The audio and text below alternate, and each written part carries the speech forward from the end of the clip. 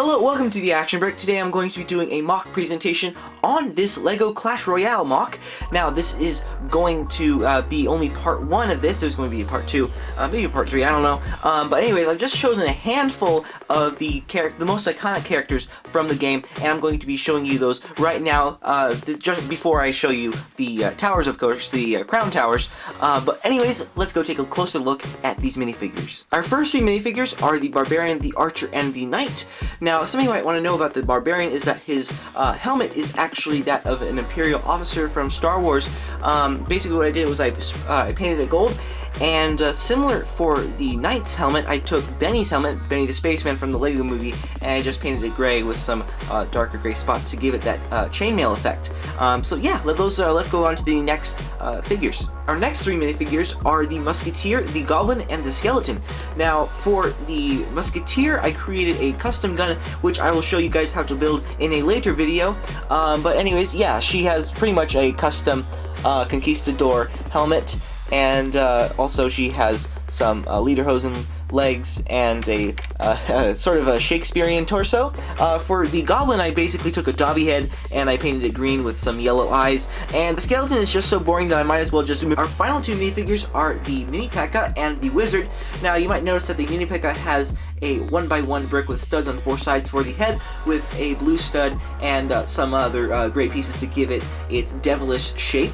And for the Wizard, basically I just made some custom painting, and this is the exact same one that was in my Clash of Clans brick film a while back. But anyways, those are the last 2 minifigures for this part. For our first buildable figure, we have the Baby Dragon.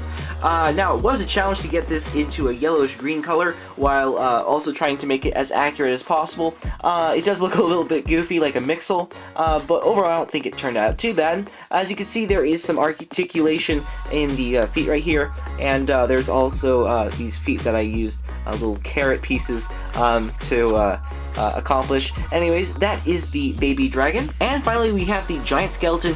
This is one of my favorite troops in Clash Royale, simply because, you know, he walks in and then he does what he does, and then when he dies, he drops his bomb, which creates tons of damage. So really, very unique and cool character.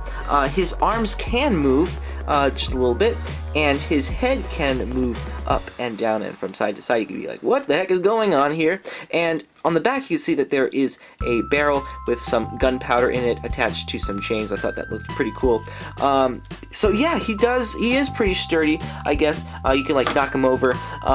He's kind of a bit fragile, but when he's on base plates and in a battle scene, he really does steal the show. And now onto the buildings. Our first one is the Inferno Tower. Now, if you play Clash Royale, you'll notice that a lot of things are scaled down compared to Clash of Clans. Instead of seeing an army of a certain troop, you only see like 1 or 2 in Clash Royale. So the Inferno Tower, you obviously have scaled it down, and I used some snot techniques to give it the outside texture.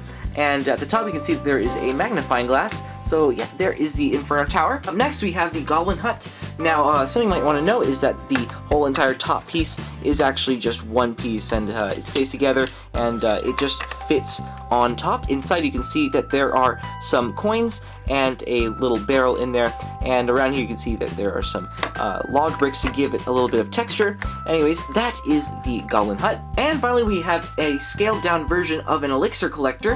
Now, for the top piece, I have basically just used a little bit of a ratcheted joint to give it the sort of curved effect. This is a sort of turning wheel that you can turn to adjust the production or whatever. I don't know how these things work. There's a little bit of Elixir in there, and yeah, very simple, very small little Elixir Collector. And finally we have the battlefield. Now you can see that there are 3 crown towers. You can take a close-up look of one of them.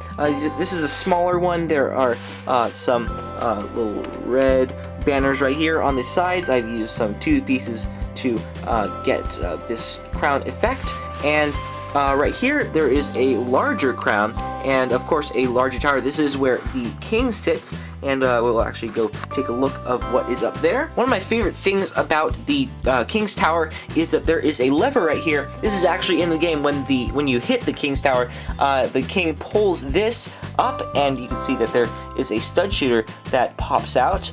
And also, yeah, it just felt like it was a very essential thing to add to the King's Tower. You just fold it back up and fold it back down. And also here is just a little view from the back. You can see that there is a little pathway that leads up to the second tower. You can also see that there is a ladder right there.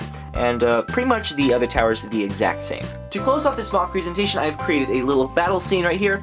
So we have a rocket right here, we have the giant skeleton, and we have the Inferno Tower, and a little knight back here who's riding a dragon. So yeah, that concludes this mock presentation. Hope you enjoyed it. Remember, there's going to be a part 2 to this, so if there is a character or building that you would like to see, let me know in the comments below so I'll know what to make. Anyways, thank you so much for watching, and stay cool.